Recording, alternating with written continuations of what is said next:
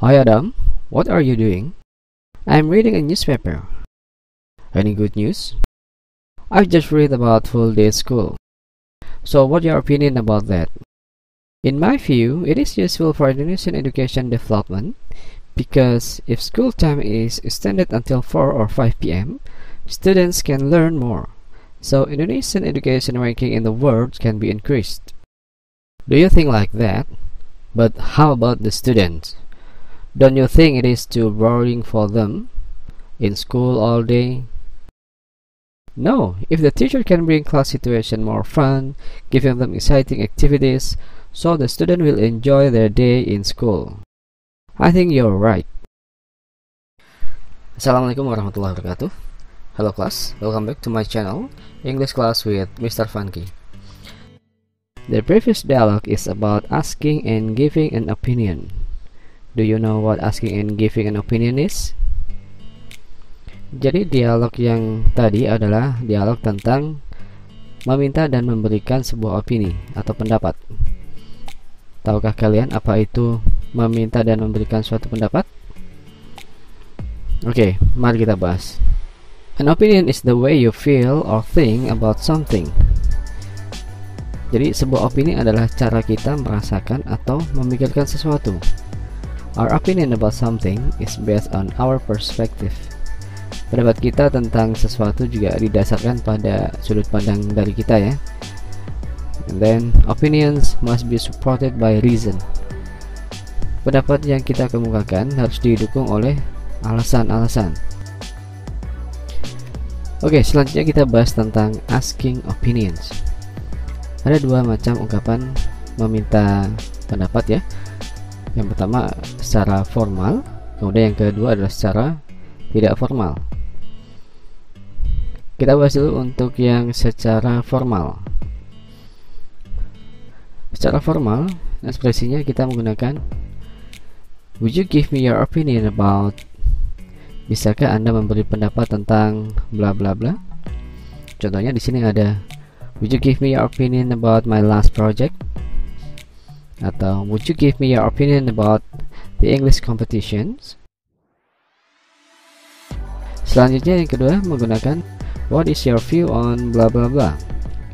Apa mengenai bla bla bla? Contohnya what's your view on the home learning? Kemudian ada juga contohnya what's your view on banning handphone at school? Lalu yang ketiga contohnya di sini ekspresinya yang digunakan adalah please give me your opinion bla bla bla. Tolong berikan pendapat Anda tentang titik-titik. Contoh kalimatnya please give me your opinion about which school I should choose. Please give me your opinion about my painting. Keempat ada contoh ekspresinya adalah do you have any idea bla bla bla? Apakah kamu punya ide tentang titik-titik? Atau biasanya do you have any idea saja sudah bisa ya. Misalkan bahas sesuatu yang sudah jelas. Contohnya di sini ada do you have any idea about this project? Kemudian do you have any idea about Bitcoin? Oke. Dan masih banyak ungkapan-ungkapan secara formal yang biasanya digunakan yang lain ya. Lalu yang kedua adalah ungkapan secara tidak formal. Yang pertama biasanya menggunakan what do you think about? Apa atau bagaimana pendapatmu tentang? Contoh kalimatnya what do you think about my new look? What do you think about the new English teacher? Yang kedua adalah what is your opinion on? Apa pendapatmu tentang bla bla bla? Contoh kalimatnya adalah what is your opinion on this matter? Lalu what is your opinion on our English styles? Yang ketiga biasanya menggunakan how do you feel about? Bagaimana perasaanmu tentang? Contoh kalimatnya how do you feel about studying at home while pandemic? How do you feel about your new school? Kemudian untuk ungkapan yang keempat, contohnya di sini ada do you think bla bla bla? Apakah kamu pikir titik-titik? Contoh kalimatnya, do you think she is smart enough? Do you think Robbie will ask her for dating? Selanjutnya kita bahas tentang giving opinions, memberikan pendapat. Opinions can be expressed by the ways given below. Jadi pendapat dapat diungkapkan dengan cara yang ada di bawah ini ya. Ada dua macam ekspresi pendapat yang digunakan, yaitu personal point of view and general point of view. Kita bahas dulu tentang personal point of view, sudut pandang secara pribadi. So these expressions are used to show personal point of view. Jadi ungkapan ini biasanya digunakan untuk menunjukkan suatu pandang secara pribadi ya. Contohnya di sini ada, what I mean is, I would like to point out that blah blah blah. By this I mean blah blah blah. Lalu ada, as I see it blah blah blah. Personally I think blah blah blah. Dan masih ada banyak contoh ekspresi yang biasanya digunakan secara personal ya.